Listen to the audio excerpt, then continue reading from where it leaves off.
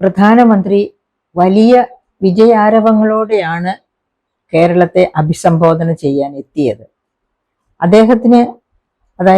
അദ്ദേഹത്തെ ഹിന്ദു ഇന്ത്യക്ക് മലയാളികൾ വോട്ട് ചെയ്ത് ജയിപ്പിച്ചു എന്ന ആശ്വാസം, എന്ന സന്തോഷം, ഇതാണ് അദ്ദേഹത്തെ ത്വരിപ്പിച്ച് വേദിയിൽ സംസാരിക്കാൻ പ്രേരിപ്പിച്ചത്. അപ്പം വോട്ട് ചെയ്ത് ജയിപ്പിച്ചു, തിരുവനന്തപുരം നഗരം പിടിച്ചടക്കി. അപ്പൊ അദ്ദേഹത്തിന്റെ മനസ്സിലുള്ളത് അർത്ഥാപത്തി ഇതോ പിന്നെ ചൊല്ലാനില്ലെന്ന യുക്തിയാ. ഇത് മലയാള ഭാഷയിലെ ഒരു അലങ്കാരമാണ് കേട്ടോ. അതായത് വോട്ട് ചെയ്ത് തിരുവനന്തപുരം നഗരം പിടിക്കാൻ ഒത്താൽ പിന്നെ ബാക്കി കാര്യങ്ങൾ എത്ര എളുപ്പം എന്നാണ് അതിന്റെ അർത്ഥം. അപ്പൊ ഈ തരത്തിലാണ്, അതായത് ഡബിൾ എഞ്ചിൻ ഗവൺമെന്റ് ഈ വരുന്ന ഇലക്ഷനോടുകൂടി കേരളത്തിൽ സാധ്യമാകും എന്ന ശുഭാപ്തി വിശ്വാസമാണ് അദ്ദേഹത്തിന്റെ വാക്കുകളിലും അദ്ദേഹത്തിന്റെ എല്ലാ കർമ്മ പരിപാടികളിലും കൂടി പ്രകടിപ്പിച്ചത്. അപ്പൊ നമുക്കൊന്ന് നോക്കാം. അദ്ദേഹം പറയുന്നുണ്ട്, ഈ ഇടതുപക്ഷ ഗവൺമെന്റ് ഒരു വലിയ പരാജയമാണ്, അഥവാ ഇടതുപക്ഷ ഗവൺമെന്റ് ജനങ്ങളെ ചേർത്ത് നിർത്തുന്നതിലും അതുപോലെ തന്നെ ഇവിടെ വികസനം കൊണ്ടുവരുന്നതിലും പരാജയപ്പെട്ടു. അങ്ങനെ പൂർണ്ണമായിട്ട് അദ്ദേഹത്തിന് പറയാൻ പറ്റില്ല. കാരണം അദ്ദേഹത്തിന് അറിയാമോ, അദ്ദേഹം ഓർമ്മിക്കുന്നുവോ, അതോ അദ്ദേഹത്തെ സേവിച്ച് ചുറ്റുവട്ടത്ത് നിൽക്കുന്നവർ അറിയുന്നില്ലേ? കേരളമാണ് ഹ്യൂമൻ ഡെവലപ്മെന്റ് ഇൻഡെക്സിൽ 1-ാം സ്ഥാനത്ത് ഇന്ത്യയിലെന്ന്. 1980 മുതൽ കേരളമാണ് ഹ്യൂമൻ ഡെവലപ്മെന്റ് ഇൻഡെക്സിൽ ഇന്ത്യൻ സംസ്ഥാനങ്ങളിൽ 1-ാം സ്ഥാനത്ത്. എന്ന് വെച്ചാല് വികസനം ജനങ്ങളിലേക്ക് പങ്കിടുന്ന ഗവൺമെന്റുകളാണ് കേരളത്തിലുള്ളത്. എങ്ങനെയാണ് ഹ്യൂമൻ ഡെവലപ്മെന്റ് ഇൻഡെക്സ് വർക്കൗട്ട് ചെയ്യുക? അതിന്റെ പ്രധാനപ്പെട്ട മാനദണ്ഡങ്ങൾ ഏതൊക്കെയാണ്? ഒന്ന്, പെർ ക്യാപിറ്റ ഇൻകം, അതായത് ആളോഹരി വരുമാനം ഉയർന്നിരുന്നാലല്ലേ ആരോഗ്യത്തിലും വിദ്യാഭ്യാസത്തിലും ഒക്കെ വേണ്ടതുപോലെ പണം ചെലവഴിക്കാൻ ഒക്കൂ. അപ്പൊ ആളോഹരി വരുമാനം ഉയർന്നു നിൽക്കുന്നു. അതുപോലെ തന്നെ ആരോഗ്യം 1-ാം സ്ഥാനത്ത് നിൽക്കുന്നു. ആരോഗ്യം 1-ാം സ്ഥാനത്ത് നിൽക്കുന്നത് കൊണ്ട്, പോഷകാഹാര ദാരിദ്ര്യം ഇല്ലാത്തത് കൊണ്ടും ആണ് ലോഞ്ചിവിറ്റി, അതായത് ആയുർദൈർഘ്യം ഇന്ത്യയിൽ ഏറ്റവും കൂടുതലുള്ള വെസ്റ്റേൺ കൺട്രീസിനോട് താരതമ്യപ്പെടുത്താവുന്ന തരത്തിലുള്ള ആയുർദൈർഘ്യമാണ് കേരളത്തിലെ ജനതയ്ക്കുള്ളത്. അതായത് 74 വയസ്സ് പുരുഷന്മാർക്കും 78 വയസ്സ് സ്ത്രീകൾക്കും, ശരാശരി എടുക്കുമ്പോൾ 76 വയസ്സ്. ആ തരത്തിലാണ് ആയുർദൈർഘ്യം. അങ്ങനെ ആയുർദൈർഘ്യം, അപ്പൊ പെർ ക്യാപിറ്റ ഇൻകം, ആരോഗ്യം, ആയുർദൈർഘ്യം, പിന്നെ സ്ത്രീ ശാക്തീകരണമാണെങ്കിലും ഒട്ടും മോശമല്ല കേരളം. കാരണം കുടുംബശ്രീ വഴിയായിട്ട് മൈക്രോ എന്റർപ്രൈസസ്, ഏറ്റവും കൂടുതൽ സ്ത്രീകൾ തൊഴിൽ കണ്ടെത്തുന്ന ഇടമാണ് സ്റ്റാർട്ടപ്പുകൾ. അപ്പൊ ഇങ്ങനെയൊക്കെ വിജയിച്ചു നിൽക്കുന്ന കേരളത്തെ നമ്മുടെ ബഹുമാനപ്പെട്ട പ്രധാനമന്ത്രി കണ്ടില്ല എന്നുള്ളത് ഒരു തരത്തിലും ഭൂഷണമല്ല അദ്ദേഹത്തിന്.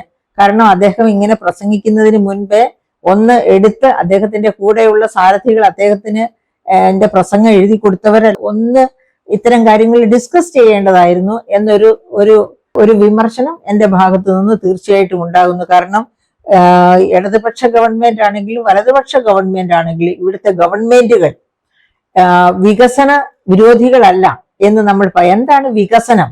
ആ വികസനത്തെ തന്നെ ഒന്ന് ഡിഫൈൻ ചെയ്യണം. അതിന്റെ ഒരു കുറവും കൂടി ഇവിടെ നമുക്ക് കാണാം. വികസനം എന്ന് പറയുന്നത് സാമ്പത്തിക വളർച്ച, അതായത് പ്രാഥമിക, ദ്വിതീയ, തൃതീയ മേഖലകളിലെ ഉൽപാദനം, അതാണ് സാമ്പത്തിക വളർച്ച എന്ന് പറയുന്നത്. ആ വളർച്ചയെ വികസനമാക്കുന്നത് എപ്പോഴാണ്? അത് വേതനമായിട്ടും മറ്റതുപോലെയുള്ള പല മാർഗങ്ങളിലൂടെയും ജനങ്ങളിലേക്ക് എത്തുമ്പോഴാണ്. അങ്ങനെയാണ് ജനങ്ങളുടെ ജീവിത നിലവാരം ഉയരുന്നത്. അങ്ങനെ ജീവിത നിലവാരം ഉയർന്നത് കൊണ്ടല്ലേ ഇവിടെ ഹ്യൂമൻ ഡെവലപ്മെന്റ് ഇൻഡെക്സിൽ 1-ാം സ്ഥാനത്ത് എത്തിയത്. അതുകൊണ്ട് ബഹുമാനപ്പെട്ട പ്രധാനമന്ത്രിയെ അദ്ദേഹത്തിന്റെ കൂടെയുള്ളവർ പറഞ്ഞ് ഇക്കാര്യങ്ങൾ മനസ്സിലാക്കി കൊടുക്കണം. അതുകൊണ്ട് കേരളത്തിലെ ഇടതു വലത് ഗവൺമെന്റുകൾ ജനങ്ങളെ ചേർത്ത് പിടിക്കുന്നില്ല, അല്ലെങ്കിൽ വികസന വിരുദ്ധരാണ്. അതാണ് അദ്ദേഹം ഉപയോഗിച്ച വാക്ക്. ഏറ്റവും കൂടുതൽ വികസനം നേടിയ സംസ്ഥാനമാണ് കേരളം എന്നിരിക്കെ ഇടതു വലത് ഗവൺമെന്റുകൾ വികസന വിരുദ്ധർ എന്ന് പറയുന്നത് വലിയ അസത്യ പ്രസ്താവനയാണ്. അതാണ് ഞാൻ ഇവിടെ പറയാൻ ഉദ്ദേശിച്ചത്. ഓക്കെ, അപ്പൊ അത് കഴിഞ്ഞിട്ട് പിന്നെ അദ്ദേഹം പറഞ്ഞത് അദ്ദേഹത്തിന്റെ വിമർശനത്തിന്റെ എക്സാമ്പിൾസ് ആയിട്ട് അദ്ദേഹം ചൂണ്ടിക്കാണിച്ച ചില കാര്യങ്ങളുണ്ട്. ഒന്ന്, PM ആവാസ് യോജന, അതായത് നഗരങ്ങളിലെ ഭവന നിർമ്മാണ പദ്ധതിയാണ് PM ആവാസ് യോജന. അതിന്റെ 2ാം ഘട്ടം കേരളത്തിൽ നടപ്പാക്കുന്നില്ല എന്നാണ്, അതിന് ഗവൺമെന്റ് വിമുഖത കാണിക്കുന്നു എന്നാണ് അദ്ദേഹം പറഞ്ഞത്. തീർച്ചയായിട്ടും അങ്ങനെ ഒരു ഭവന പദ്ധതി ഉറപ്പായിട്ടും നടപ്പാക്കേണ്ടതാണ്. അത് കേന്ദ്രത്തിന്റെ പദ്ധതിയാണ് എന്ന് പറഞ്ഞ് നടപ്പാക്കാതിരിക്കരുത്. കാരണം നമുക്കറിയാം, ഈ പറയപ്പെട്ട ഭരണ നേതൃത്വത്തിൽ ഇരിക്കുന്നവർക്കോ അവരോട് പറ്റിച്ചേർന്ന് നിൽക്കുന്ന ബെനഫാക്ടേഴ്സിനോ ആർക്കും തന്നെ ഈ ഭവനമില്ലായ്മയുടെ ദുഃഖം അറിഞ്ഞുകൂടാ. അത് ഭവനമില്ലാത്തവർക്ക് മാത്രമേ അറിയൂ. അത് പോരാത്തതിന് 45 ലക്ഷം അന്യസംസ്ഥാന തൊഴിലാളികൾ തൊഴിൽ ചെയ്തുകൊണ്ട് ജീവിക്കുന്ന കേരളത്തില് ഒരു അടച്ചുറപ്പുള്ള ഭവനം ഉണ്ടെങ്കിൽ പോലും ഇപ്പോൾ ഭയമാണ് എല്ലാവർക്കും.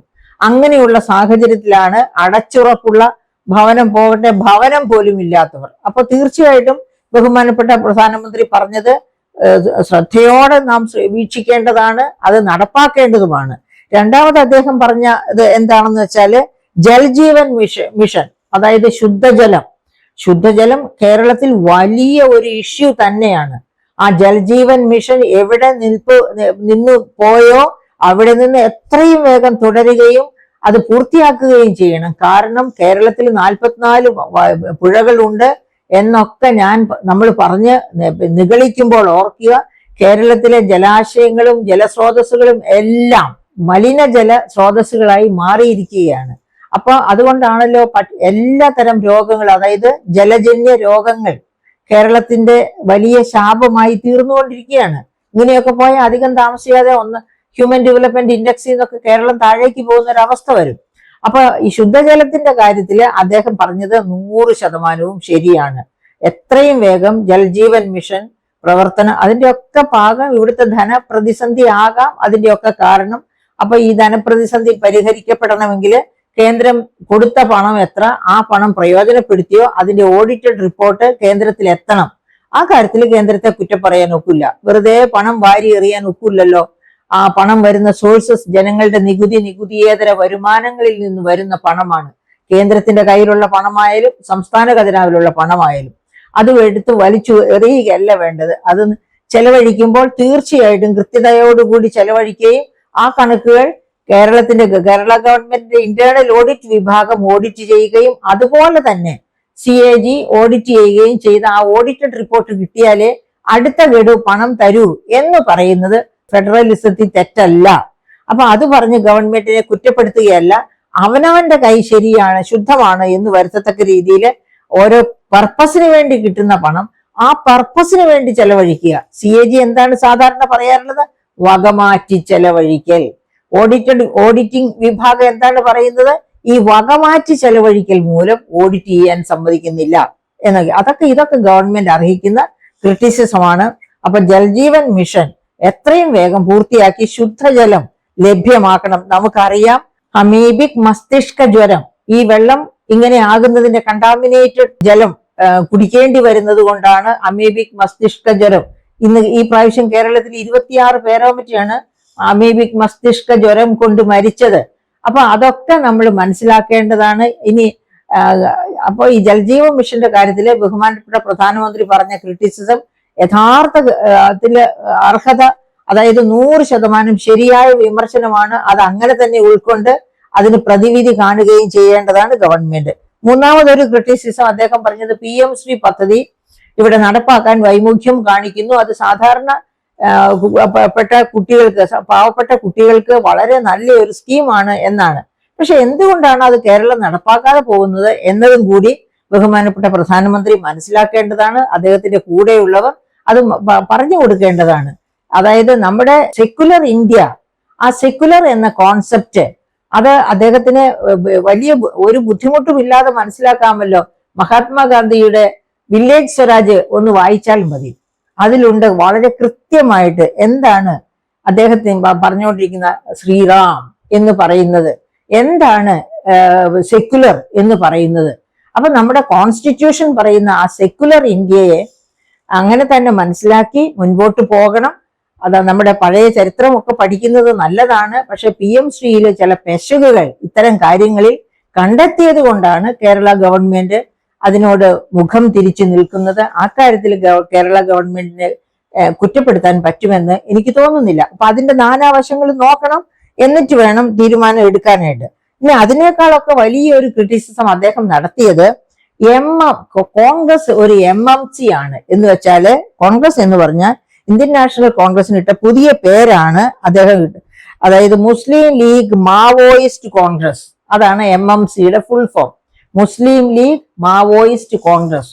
ആഹാ, എന്തൊരു സന്തോഷമുള്ള ഒരു കാര്യമാണ്. ഇത് പറഞ്ഞപ്പോൾ അദ്ദേഹത്തിന് വലിയ നിർവൃതി കിട്ടി കാണുമായിരിക്കും.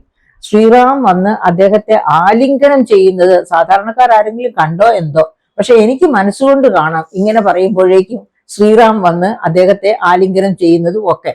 എന്റെ പൊന്നു ബഹുമാനപ്പെട്ട പ്രധാനമന്ത്രി, അങ്ങ് എന്താണ് ഉദ്ദേശിച്ചിരിക്കുന്നത്? അങ്ങ് പറയുന്ന ഈ രാമൻ, അദ്ദേഹം എങ്ങനെയുള്ള രാമനായിരുന്നു? അദ്ദേഹം നീതിമാനായ രാമനായിരുന്നു. രാമനെ പറ്റി മഹാത്മാഗാന്ധി പറഞ്ഞിരിക്കുന്നത്, രാമൻ എന്റെ ദൈവമാണ്, ലോകത്തിന്റെ മുഴുവൻ ദൈവമാണെന്നാണ് പറഞ്ഞിരിക്കുന്നത്. അപ്പോ അത് തന്നെയുമല്ല, അദ്ദേഹം പ്രത്യേകമായിട്ട്, അതായത് അദ്ദേഹത്തിന്റെ വില്ലേജ് സ്വരാജിന്റെ 250-ാം പേജ് BJP വിശ്വാസികളെ എടുത്തു വായിക്കുക. 250-ാം പേജിലെ 2-ാം പാരഗ്രാഫിൽ അദ്ദേഹം പറയുന്നുണ്ട്, Hindutva does not mean Hindutva rule. Hindu does not mean, I would like, അതായത് അദ്ദേഹം ആ പറയുന്ന പാരഗ്രാഫ് ഞാനിപ്പോ എക്സ്പ്ലെയിൻ ചെയ്യുന്നില്ല, ബുക്ക് എന്റെ കയ്യിൽ ഇവിടെ ഇരിപ്പുണ്ട് എങ്കിലും.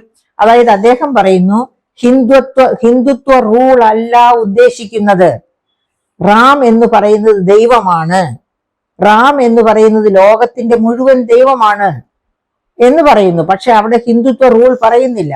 അപ്പോ ഹിന്ദുത്വ റൂളിന് വേണ്ടി ഇന്ത്യയിലെ കോൺസ്റ്റിറ്റ്യൂഷനെ പോലും വലിച്ചു കീറിക്കളഞ്ഞ് ഇഷ്ടപ്രകാരം മതം പറഞ്ഞ് നടക്കുന്ന ആ രീതി, അതൊരിക്കലും ഒരു പ്രധാനമന്ത്രിക്ക് ഭൂഷണമല്ല എന്ന് തന്നെയാണ് എനിക്ക് പറയാനുള്ളത്. അപ്പോ എന്തായാലും BJPക്കാരുടെ ആ മനസ്സിന്റെ സമചിത്തത ഇല്ലായ്മ ഈ MMCയിൽ നിന്ന് മനസ്സിലാകും. അതായത് എന്താണ് MMC എന്ന് പറഞ്ഞാൽ? മുസ്ലിം ലീഗ് മാവോയിസ്റ്റ് കോൺഗ്രസ്, മുസ്ലിം ലീഗ് മാവോയിസ്റ്റ് കോൺഗ്രസ് എന്ന് പറയുമ്പോൾ നമുക്ക് മനസ്സിലാകും. ഇനി പക്ഷേ അദ്ദേഹം അങ്ങനെ ചില വിമർശനങ്ങളൊക്കെ വെച്ചു. അത് ഭാഗികമായിട്ട് നാം അർഹിക്കുന്നു, ഭാഗികമായിട്ട് നമ്മൾ ഗവൺമെന്റ് അർഹിക്കാത്തതാണ്. LDF ഗവൺമെന്റ് ആണെങ്കിലും അർഹിക്കാത്തതാണ്. അതോടൊപ്പം തന്നെ അദ്ദേഹം ചെയ്ത, ഇവിടെ വന്നിട്ട് ഇന്ത്യക്ക് ഒരുപാട് പുതിയ പ്രഖ്യാപനങ്ങൾ നടത്തും, പദ്ധതികൾ എന്നൊക്കെ പറഞ്ഞു. പക്ഷെ അതൊക്കെ അദ്ദേഹം ഡബിൾ എൻജിൻ ഗവൺമെന്റ് വരാൻ വേണ്ടി മാറ്റിവെച്ചിരിക്കുകയാണ്. ഡബിൾ എൻജിൻ ഗവൺമെന്റ് വരട്ടെ, വന്നാൽ അയ്യപ്പ സ്വാമിയുടെ, അതായത് അയ്യപ്പ സ്വർണം, ആ സ്വർണത്തിന്റെ എല്ലാ കള്ളന്മാരെയും അഴിക്കുള്ളിലാക്കും എന്ന് അദ്ദേഹം പറയുന്നുണ്ട്. വളരെ ശക്തമായിട്ട് പ്രഖ്യാപനം നടത്തുന്നുണ്ട്. അതേ സമയത്ത് എനിക്ക് അദ്ദേഹത്തോട് ആദരവ് പറയാനും നന്ദി പറയാനും ഉള്ളത് ഒരു കാര്യത്തിന്, 3 അമൃത ഭാരത് ട്രെയിനുകൾ കേരളത്തിന് വേണ്ടി ഇനോഗ്രേറ്റ് ചെയ്തിരിക്കുന്നു. നന്ദി നന്ദി നന്ദി. ആ 3 ട്രെയിൻ നിറച്ച് നന്ദി വലിച്ചു വാരി കയറ്റി അദ്ദേഹത്തിന് മുൻപിൽ സമർപ്പിക്കാൻ എനിക്ക് സന്തോഷമാണ്. കാരണം എന്താണെന്നല്ലേ, കേരളം എന്ന് പറയുന്നത് വളരെ ചെറിയ ഒരു ഭൂപ്രദേശമാണ്. അതായത് 38,000 സ്ക്വയർ കിലോമീറ്റർ മാത്രമുള്ള ഒരു ഭൂപ്രദേശമാണ്. അതിൻ്റെ തന്നെ 19,000 സ്ക്വയർ കിലോമീറ്ററോളം എന്താ പറയുക, ഇറോഷൻ പ്രോൺ ആണ്. എപ്പോ വേണമെങ്കിലും മണ്ണൊലിപ്പ് ഉണ്ടാകാവുന്നതാണ്, അതായത് ഉരുൾപൊട്ടലൊക്കെ ഉണ്ടാകാവുന്നത്. അങ്ങനെയുള്ള ഈ കൊച്ചു കേരളത്തിലെ ജനസംഖ്യ കേൾക്കണ്ടേ, 3,57,00,000 കേരളത്തിലെ ജനസംഖ്യ. ഈ ജനസംഖ്യയിലെ ഒരു പറയാമല്ലോ, ഒരു 3 വയസ്സിന് മുകളിലോട്ടുള്ളവരെല്ലാം ഓരോ ദിവസവും പുറത്തു പോകേണ്ടി വരും. അതായത് ഒന്നുകിൽ നഴ്സറിയിൽ പഠിക്കാൻ, അതുമല്ലെങ്കിൽ ഫസ്റ്റ് സ്റ്റാൻഡേർഡ് മുതലുള്ള പഠനത്തിന്, അങ്ങനെ അത് അപ്പോൾ എല്ലാവരും തന്നെ പുറത്താണ്. ഇനി നമുക്ക് നോക്കാം, വേറൊരു പ്രധാനപ്പെട്ട ഐറ്റവും കൂടി നോക്കാം. 60 കഴിഞ്ഞ ജനസംഖ്യ, 60 കഴിഞ്ഞ ജനസംഖ്യ ഓൾ ഇന്ത്യ തലത്തിലെ 7% 2011 സെൻസസ് അനുസരിച്ച്. അതേ സമയത്ത് കേരളത്തിൽ 2011 തന്നെ 17% പേര് 60 വയസ്സ് കഴിഞ്ഞവരാണ്. അപ്പൊ ഇപ്പൊ അത് ഒരു 20% എത്തിയിട്ടുണ്ടാകാം. ഇപ്പൊ 2011 ശേഷം 2026 ആകുമ്പോഴേക്കും. അപ്പൊ ഇത്രയധികം 60+ പോപ്പുലേഷൻ ഉണ്ട് എന്ന് പറഞ്ഞാൽ അവർക്ക് മരുന്നും അതും ഇതും ഒക്കെയുള്ള ആവശ്യങ്ങൾക്ക് വേണ്ടി അവരും മിക്കവാറും സമയത്തൊക്കെ ഓരോ കാര്യങ്ങൾക്ക് വേണ്ടി പുറത്തേക്ക് പോകേണ്ടവരാണ്. എന്ന് വെച്ചാൽ ട്രെയിനോ ബസ്സോ എല്ലാവർക്കും ഒന്നും സ്വന്തം കാറും ഒന്നും ഉണ്ടാവില്ല. അപ്പൊ അവര് ട്രെയിനിലും ബസ്സിലും ഒക്കെ ആയിട്ട് യാത്ര ചെയ്യേണ്ടി വരും. കേരളത്തിലെ ഈ ഡെൻസിറ്റി, അതായത് വലിയ പോപ്പുലേഷനുള്ള ചെറിയ സംസ്ഥാനം, അത് കാരണം കൊണ്ട് അത് മാത്രമാണോ? ഇത് കേരളത്തിലെ സംസ്ഥാനത്തിന്റെ പോപ്പുലേഷനാണ് ഞാൻ പറഞ്ഞത് കേട്ടോ. 45 ലക്ഷത്തോളം അന്യസംസ്ഥാന തൊഴിലാളികൾ ഇവിടെ ജോലി ചെയ്യുകയാണ്. അങ്ങോട്ട് മാറിയാലും ഇങ്ങോട്ട് മാറിയാലും അന്യസംസ്ഥാന തൊഴിലാളിയെ തട്ടിയിട്ടും തടഞ്ഞിട്ടും വേണം നമുക്ക് പോകാൻ. അങ്ങനെയുള്ള കേരളത്തില് 3 പുതിയ ട്രെയിനുകൾ വരുന്നു എന്ന് പറയുമ്പോൾ ഷിംജിത എന്ന് പറഞ്ഞ ആ പെൺകുട്ടി ഫയൽ ചെയ്ത കേസാണ് എൻ്റെ ഉള്ളിലേക്ക് വരുന്നത്. ദീപക് ഒരു പക്ഷേ നിരപരാധി ആയിരിക്കാം. ദീപക് ഇത്ര അധികം ആൾക്കാർ നിറഞ്ഞ്, അതായത് ഒന്ന് അനങ്ങാൻ പോലും വയ്യാത്ത, ചിലപ്പോ ശ്വാസം മുട്ടി മരിക്കുമെന്ന് തോന്നും ചില ബസ്സിലൊക്കെ ആൾക്കാർ കയറി നിൽക്കുന്നത് കണ്ടാല്. അത്ര കൺജസ്റ്റഡ് ആണ് ബസ്സുകളും ട്രെയിനുകളും ഒക്കെ കേരളത്തില്. ആ കൺജസ്റ്റഡ് ആയിട്ടുള്ള സിറ്റുവേഷനിൽ ചിലപ്പോൾ നിരപരാധികൾ പോലും അപരാധികളായിട്ട് മുദ്ര കുത്തപ്പെടും. അതുപോലെ തന്നെയാണ് അപരാധികൾക്ക് അപരാധം ചെയ്യുവാനുള്ള സാഹചര്യവും ഇത്തരം സങ്കീർണമായ സിറ്റുവേഷൻസ് സൃഷ്ടിക്കും. അപ്പൊ ഈ സാഹചര്യത്തിൽ ഒരുപാട് സ്ത്രീകളുണ്ട് ഇതുപോലെയുള്ള ബുദ്ധിമുട്ടുകൾ. ഈ പറയപ്പെട്ട ദീപക് തെറ്റുകാരനെന്നല്ല ഞാൻ പറയുന്നത്. അതേ സമയത്ത് ഈ ഷിംജിത പറഞ്ഞതുപോലെ തെറ്റ് അനുഭവപ്പെട്ടു എന്ന് പറയുന്നത് പോലെ യഥാർത്ഥത്തിൽ തെറ്റ് ചെയ്യുന്നവര് ധാരാളം പേര് ഇതിനകത്ത് അതിനു വേണ്ടി തള്ളി കയറുന്നവരുണ്ട്. ഇത്തരമുള്ള ഈ കൺജസ്റ്റഡ് ആയിട്ടുള്ള ട്രെയിനുകളിലും ബസ്സുകളിലും ഒക്കെ ഈ ഒറ്റ ലാക്കോട് കൂടി വന്ന് കയറുന്നവരുണ്ട്. അങ്ങനെയുള്ളവർക്കൊക്കെ ഒരു ചെറിയ അടിയാണ് ഈ 3 വന്ദേ ഭാരത് ട്രെയിനുകൾ. അതുകൊണ്ട് ബഹുമാനപ്പെട്ട പ്രധാനമന്ത്രി ഇനിയും കൂടുതൽ വന്ദേ ഭാരത് ട്രെയിനുകൾ കേരളത്തിന് നൽകി അനുഗ്രഹിക്കണമെന്നാണ് എനിക്ക് അപേക്ഷിക്കാനുള്ളത്. കാരണം ഇവിടുത്തെ സ്ത്രീകൾക്കും കുട്ടികൾക്കും അമ്മമാർക്കും ഒക്കെ യാത്ര ചെയ്യുമ്പോൾ ഭയപ്പാട് കൂടാതെ യാത്ര ചെയ്യാനുള്ള സൗകര്യം ഉണ്ടാവുക, അത് വലിയ കാര്യമാണ്. അതായത് ട്രെയിനിൽ ഇത്രയും ഒരു വലിയ പ്രഖ്യാപനം നടത്തിയതിന് ഞാൻ നന്ദി പറയുന്നു. കാരണം എന്താണെന്ന് വെച്ചിട്ടുണ്ടെങ്കിൽ BJP ഗവൺമെന്റ് ഭരണത്തിൽ വന്നതിന് ശേഷം 2015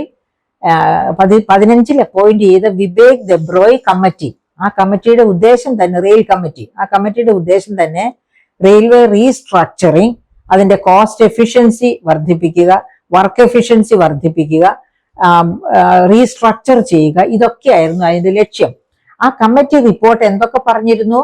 അതായത് റെയിൽവേയിൽ ആവശ്യമില്ലാത്ത അപ്പോയിന്റ്മെന്റ്സ് ഒക്കെ ഇല്ലാതെയാക്കണം. അതുപോലെ കരാർ പണികളെല്ലാം, അതായത് ക്ലീനിങ് ജോലി പോലെയുള്ള പണികളെല്ലാം പുറം കരാറായിട്ട് കൊടുക്കണം. അതുപോലെ പാൻട്രി കാർ വേണ്ട, IRCTS പോലെ അതും പുറം കരാറാക്കണം. റെയിൽവേ ബജറ്റ് നിർത്തലാക്കണം. റെയിൽവേ ഡിപ്പാർട്ട്മെന്റിനെ ട്രാൻസ്പോർട്ട് ഡിപ്പാർട്ട്മെന്റിന്റെ ഭാഗമാക്കണം. ഇങ്ങനെയൊക്കെയായിരുന്നു ദെബ്രോയ് കമ്മിറ്റി, അദ്ദേഹം ദിവംഗതനായി, അദ്ദേഹത്തിന്റെ കമ്മിറ്റി റിപ്പോർട്ട് ചെയ്തിരുന്നത്. റെയിൽവേ അതെല്ലാം നടപ്പിലാക്കിക്കൊണ്ടിരിക്കുകയത്. അങ്ങനെ നടപ്പിലാക്കി ഇതുകൂടി ബഹുമാനപ്പെട്ട പ്രധാനമന്ത്രി അറിയണം. റെയിൽവേയെ ഒരറ്റത്താക്കി അതായത് ഏഷ്യയിൽ ഏറ്റവും കൂടുതൽ തൊഴിൽ സൃഷ്ടിച്ചിരുന്ന പൊതുമേഖലാ സ്ഥാപനമാണ് ഇന്ത്യൻ റെയിൽവേസ്. 16 ലക്ഷത്തിലധികം തൊഴിലാളികൾ ഉണ്ടായിരുന്ന ഇന്ത്യൻ റെയിൽവേസ് ഇപ്പൊ ഒരുപാട് അപകടങ്ങൾ അടിക്കടി വരുന്നതൊക്കെ ലോക്കോ പൈലറ്റുമാരുടെ ഓവർ ടൈം വർക്ക് മുതലുള്ള ഒരുപാട് ബുദ്ധിമുട്ടുകൾ ഉള്ളത് കൊണ്ടാണ്. അതായത് ആ റീസ്ട്രക്ചറിങ് മാരകമായ ഒരു അടിയായിരുന്നു റെയിൽവേക്ക് ഏൽപ്പിച്ചത്. അതുകൊണ്ടാണ് അതായത് റെയിൽവേ ബജറ്റ് എടുത്തു കളഞ്ഞല്ലോ. ഒരുപാട് വേക്കൻസീസ് ലോക്കോ പൈലറ്റുമാരുടെ തന്നെ വേക്കൻസീസ് ഒരുപാട് ഒഴിഞ്ഞു കിടക്കുകയാണ്. അങ്ങനെയൊക്കെയുള്ള പ്രശ്നങ്ങളൊക്കെ റെയിൽവേക്ക് ധാരാളമായിട്ടുണ്ട്. എങ്കിൽ പോലും ഇപ്പോ ഒരു പക്ഷേ ഈ വരാനിരിക്കുന്ന അതായത് ഇലക്ഷൻ ഡബിൾ എൻജിൻ സർക്കാരിനെ കൊണ്ടുവരാനുള്ള ബഹുമാനപ്പെട്ട പ്രധാനമന്ത്രിയുടെ താല്പര്യം കൊണ്ടായിരിക്കാം ഈ മൂന്ന് വന്ദേ ഭാരത് ട്രെയിനുകൾ കേരളത്തിന് സമ്മാനിച്ചത്. എങ്ങനെയാണെങ്കിലും അതിന് നമുക്ക് നന്ദി പറഞ്ഞേ പറ്റൂ. കാരണം ഞാൻ നേരത്തെ ചൂണ്ടിക്കാട്ടിയ ആ കേസ് പോലെയുള്ള അനുഭവങ്ങൾ കേരളത്തിൽ വളരെ കൂടുതലാണ്. അത് കുറച്ചു കൊണ്ടുവരണം. അപ്പോഴാണ് പെൺകുട്ടികളുടെയൊക്കെ ജീവിതം കുറച്ചുകൂടി സുരക്ഷിതമാകുന്നത്. അത് മാത്രമല്ല, മാനമായിട്ട് ആണുങ്ങൾക്കും യാത്ര ചെയ്യാൻ കഴിയണം. കേരളത്തിലെ അനുദിന യാത്ര ഇതുപോലെ ഒരു പ്രഹേളികയാണ്. 42 വയസ്സുള്ള ദീപക്കും ഷിംജിതായും അവർ തമ്മിൽ ഒരു തരത്തിലും ഒരു പ്രശ്നവും ഇല്ലായിരുന്നിരിക്കാം. പക്ഷെ ആ മാതാപിതാക്കൾക്ക് അവരുടെ പുത്രനെ നഷ്ടപ്പെട്ടു. ഷിംജിതയാണെങ്കിലും ഒരുപാട് പേരാൽ വിമർശിക്കപ്പെടുന്നു. ഒരു പക്ഷെ ആ കുട്ടി പറയുന്നതിൽ എന്തെങ്കിലും കാര്യമുണ്ടോ, അതോ ഒരു കാര്യമൊന്നുമില്ല, പക്ഷെ ആ തിരക്കിനകത്ത് പെട്ടപ്പോൾ അങ്ങനെ ഫീൽ ചെയ്തതാണോ, നമുക്കത് പറയാൻ പറ്റില്ല. നമുക്ക് അറിയാൻ പറ്റും. ഏതായാലും ഒരുപാട് നിഷ്കളങ്കർ ക്രൂശിക്കപ്പെടുന്ന സാഹചര്യമാണ് ഇവിടുത്തെ യാത്രാക്ലേശം സൃഷ്ടിക്കുന്നത്. അതുകൊണ്ട് ഇവിടെ 3 വന്ദേ ഭാരത് ട്രെയിനുകളല്ല, അതിലേറെ കിട്ടാൻ അർഹതയുള്ളതാണ്. ഈ 3 വന്ദേ ഭാരത് ട്രെയിനോടൊപ്പം സിൽവർ ലൈൻ വരട്ടെ. അതുപോലെ മറ്റു ട്രെയിനുകളും മറ്റു യാത്രാ സൗകര്യങ്ങളും ഉണ്ടാകട്ടെ. റോഡുകളുടെ ശോച്യാവസ്ഥയൊക്കെ മാറി നല്ല റോഡുകൾ ഉണ്ടാകട്ടെ. അങ്ങനെയൊക്കെ കേരളീയരുടെ യാത്രാക്ലേശം മാറി മറ്റ് പ്രശ്നങ്ങളൊന്നുമില്ലാത്ത യാത്രാ സൗകര്യം ഉരുത്തിരിഞ്ഞു വരട്ടെ എന്ന് നമുക്ക് ആഗ്രഹിക്കാം.